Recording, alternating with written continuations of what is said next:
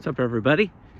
Today we want to talk about the 1031 exchange and how to sell properties tax-free. So you own real estate.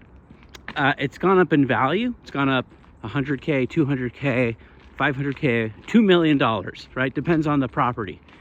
And now you'd like to sell it.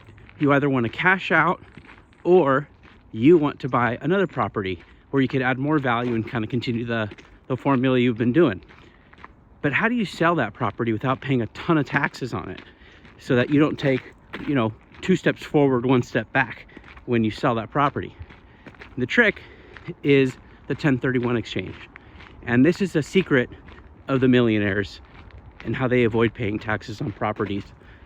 And I hope you listen through this video. It won't be very long, but you don't know how many people have sold properties and made this mistake, and it's literally cost them hundreds of thousands of dollars.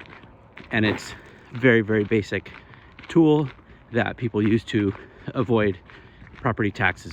So one of the things that happens when you sell a property is you have to calculate the gains from it and then pay taxes.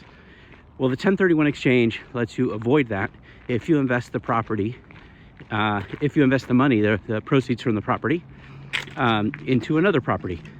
So let me give you an example. The IRS wants you to stay invested. They want you to stay in the market. They want you to keep buying real estate. And so they've created this incredible incentive.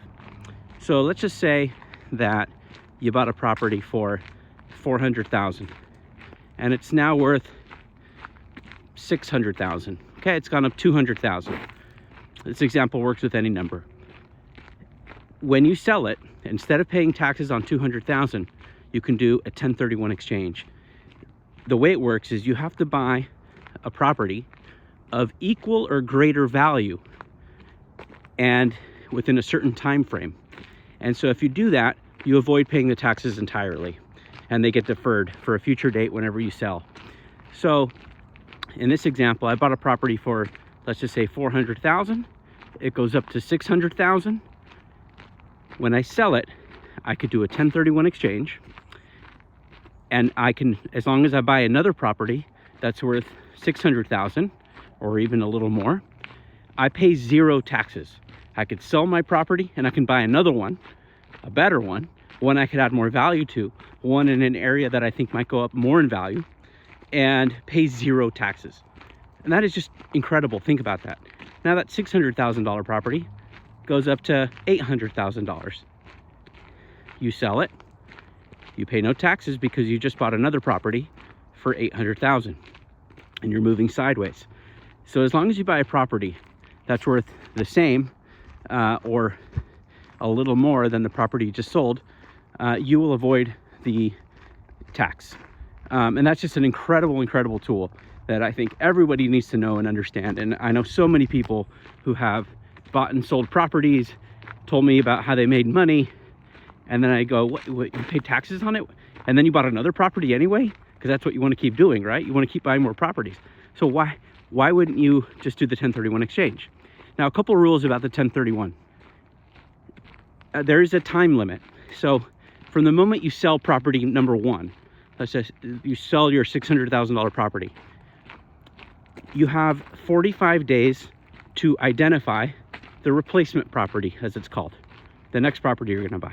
You have 45 days to identify it, but you actually have 6 months to actually purchase it. So you have plenty of time to buy the property. You just have to identify one or a couple properties that you may replace it with. And by the way, you can buy multiple properties with it. So if you sold your property for $600,000, you could replace it and buy 2 properties that are $300K each. And that's totally fine as well, as long as the total value of the real estate you're replacing with is equal or greater to that. Now, if you buy a property and it's 20K, 30K under the replacement value, that's fine too. You'll just be taxed on just that small difference.